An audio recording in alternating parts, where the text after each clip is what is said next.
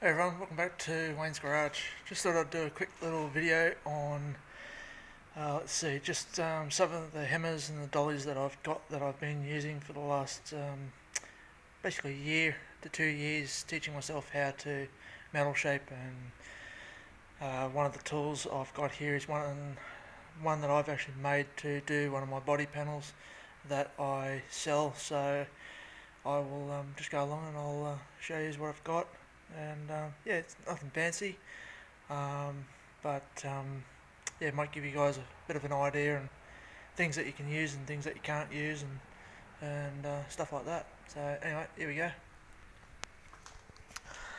So down along here, I've got set out along my little metal workbench. Yeah, it's just small, but it does the job.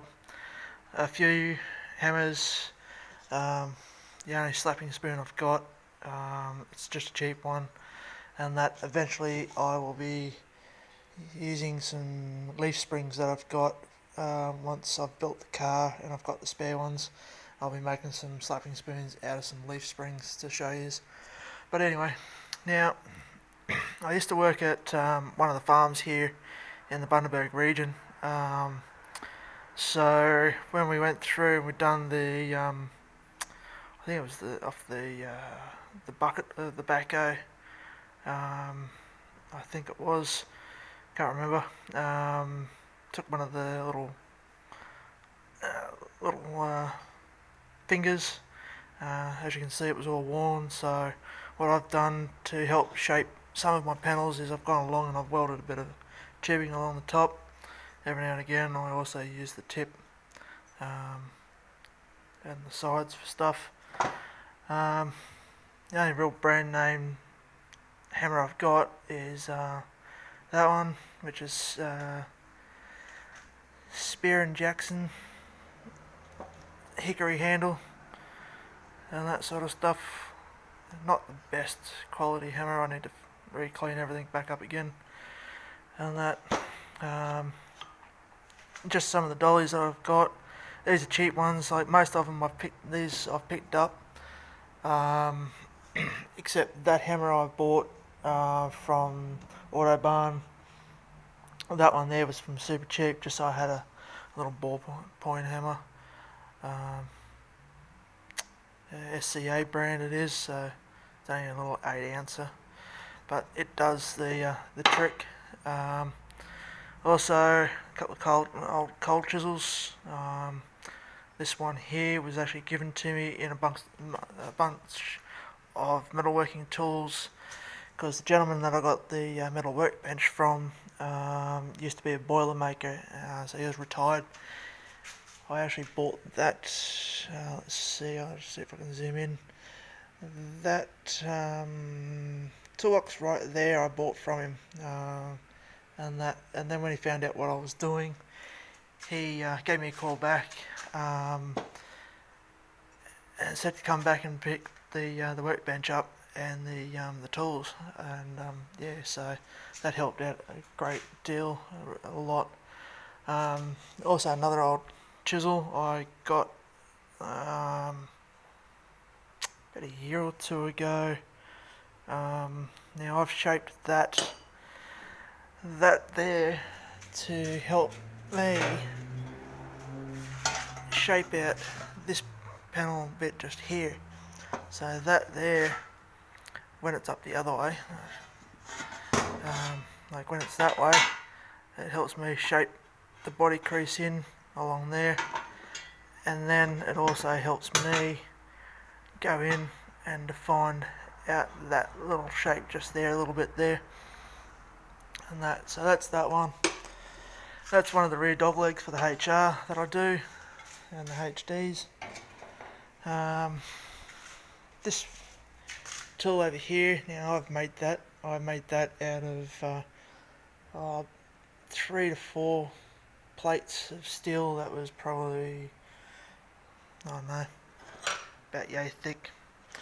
So I've just welded them together and then I've grinded out the shape that I needed. That there is also for me to get the body lip in. and that for those panels. I can make a body lip for around the tops of the guards here too, if need be. I can just make it all straight and then I can curve it out. And that by just using that. Just a small rubber hammer. And that, this is, if I remember correctly, this was a King Chrome. 20 something bucks for that one from Autobarn. Slapping spoon come from Super Cheap.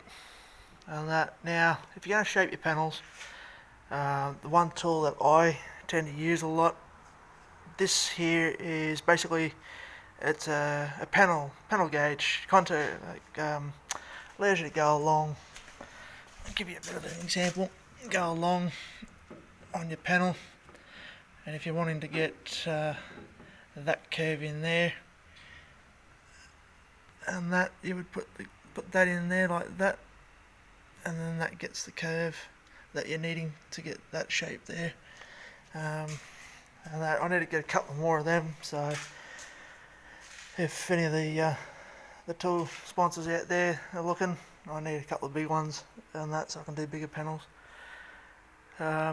Also Rust-Oleum, if any of you guys are watching, I use a hell of a lot of that stuff to coat my panels, so please, if you can, chuck us some sponsorship for a few boxes of that, because on a studying wage from Centrelink, I ain't got much left. So now this here is one of my boot floor, under the seat floor pans. It's almost done. I've just got to go along and put the curve in like I have here on this one, and along the back like that one. This one here I've also got to put this bead in here.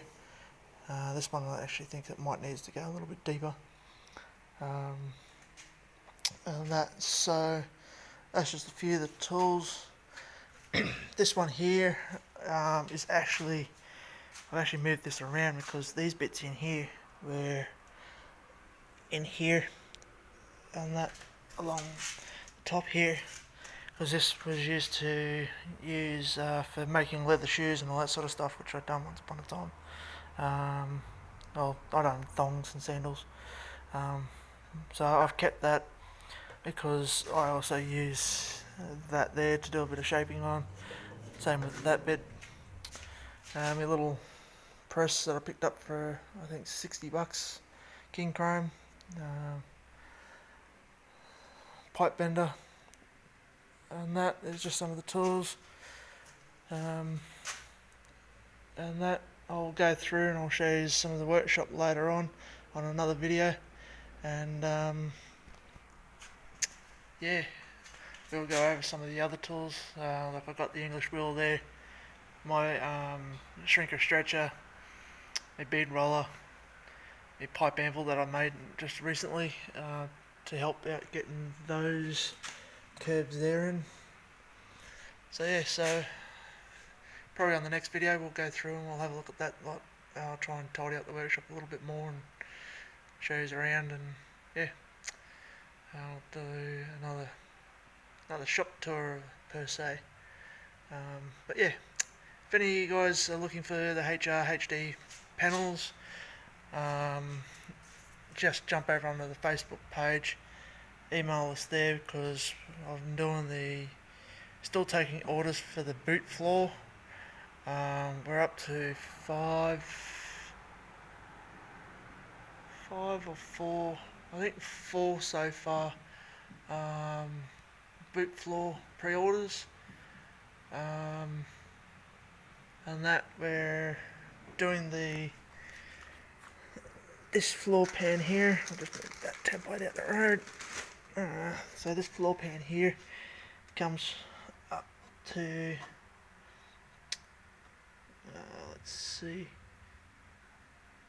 I think it comes up just past here, so it comes up a little bit at the front and then it rolls back, hard to see, but rolls back down just around there where my finger is, comes up and then I'll do a little bit of a side there, and that, so that fills up down underneath in here. Point it out down around that area there, across to the front there, and up underneath there. So it'll roll up. And then we're doing the dog legs and the lower quarters now. All the lower quarters are done below the body line, and that just there. So yeah, this video is probably not going to be the best because the camera's all over the place, but yeah, just thought I'd show you that. So anyway, take it easy, and until next time, stay safe and keep the road upside down. Cheerio.